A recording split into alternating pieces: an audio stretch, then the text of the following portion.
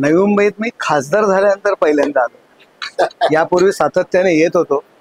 नवी मुंबई हा आमचा ठाणे लोकसभेचाच हा भाग आहे आणि नवी मुंबईत खासदार काम करतो, मला वाटतं ही गोष्ट नवीन आहे.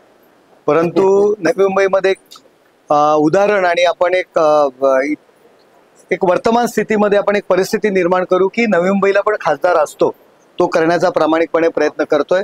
लवकरच सिडको असेल, नवी मुंबई महानगरपालिका असेल, या प्रशासनाच्या अधिकाऱ्यांना सुद्धा पदाधिकारी आणि कार्यकर्त्यांसमोर त्यांचे जे काही प्रश्न आहेत ते घेऊन त्या ठिकाणी भेटणार आहे.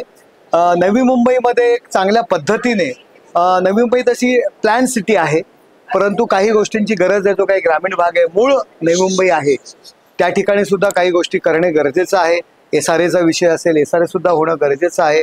नवी मुंबईची झोपडपट्टी सुद्धा पुनर्वसित होणं गरजेचं आहे.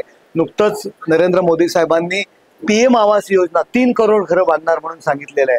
त्यातील काही भाग आमच्या नवी मुंबईसाठी सुद्धा मिळतोय का, हा सुद्धा प्रामाणिकपणे प्रयत्न करू.